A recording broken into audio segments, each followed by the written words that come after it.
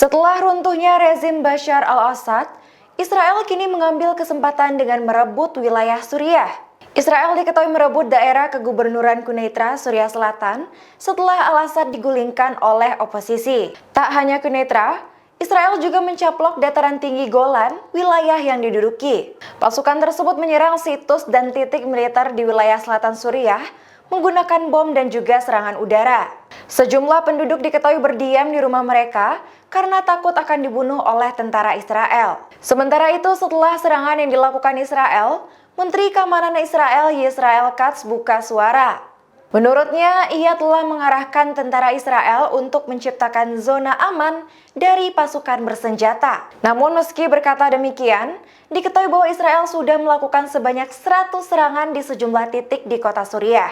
Konflik perang saudara di Suriah sempat meredup hampir 10 tahun lamanya. Namun kini konflik tersebut kembali memanas sejak akhir November 2024 lalu.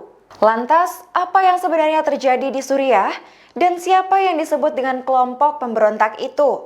Konflik yang terjadi di Suriah tentunya tidak terlepas dari fenomena Arab Spring yang muncul pada tahun 2010 lalu. Peristiwa diawali ketika sekelompok pemuda melakukan demonstrasi ajakan untuk menggulingkan rezim al-Assad karena dianggap otoriter. Merespons tindakan itu, pemerintah Suriah pun melakukan penyiksaan terhadap seluruh pemuda yang dianggap anti pemerintah. Selain itu, pada tahun 2012 diketahui situasi politik Suriah kian memanas karena adanya perang saudara antara warga pro pemerintah dengan golongan pemberontak pemerintah Suriah. Dari situlah muncul kelompok pemberontakan yang dikenal dengan ISIS dan juga Jabhat al-Nusra. Setelah redup hampir 1 dekade, kini kelompok pemberontak baru atau yang disebut dengan oposisi muncul dengan nama Hayat Tahrir al-Syam atau HTS yang dipimpin oleh Abu Muhammad al-Jawlani. Selama bertahun-tahun, Jawlani diketahui sudah berupaya mengubah persepsi publik terhadap organisasinya yang ditakuti menjadi dapat diterima oleh masyarakat Suriah.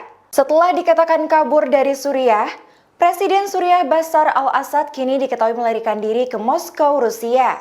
Hal itu diklaim langsung oleh media pemerintah Rusia, TASS, pada Minggu 8 Desember 2024. Menurut TASS, Assad dan keluarganya mendapatkan suaka di ibu kota Rusia setelah melakukan pertimbangan atas dasar kemanusiaan. Sebelumnya dikatakan bahwa keberadaan Assad tak diketahui pasca pasukan pemberontak pemerintah atau oposisi masuk ke Damaskus pada Minggu 8 Desember. Oposisi merebut kantor pusat media, televisi, dan radio di negara tersebut, lalu menyiarkan mengenai berakhirnya rezim Assad.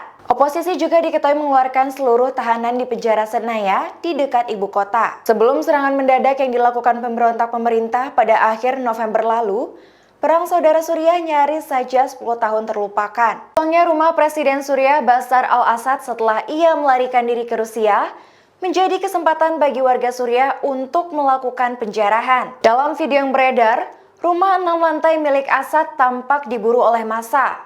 Para wanita dan anak-anak menyerbu kediaman Assad dan mengobrak-abrik isi rumah tersebut. Beberapa dari mereka terlihat membakar pintu masuk dan merusaki perabotan milik Assad.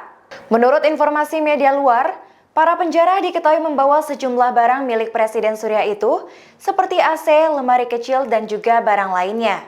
Berdasarkan penuturan salah satu penjara bernama Abu Omar, ia mengaku girang karena berhasil memasuki kediaman orang yang dianggapnya telah lama melakukan penindasan. Lebih lanjut diketahui bahwa al-Assad meninggalkan rumah tersebut dalam keadaan masih dialiri aliran listrik dan juga pemanas. Perlu diketahui, meski oposisi telah membawa kebebasan terhadap warga Suriah, namun belum tentu dengan keamanannya.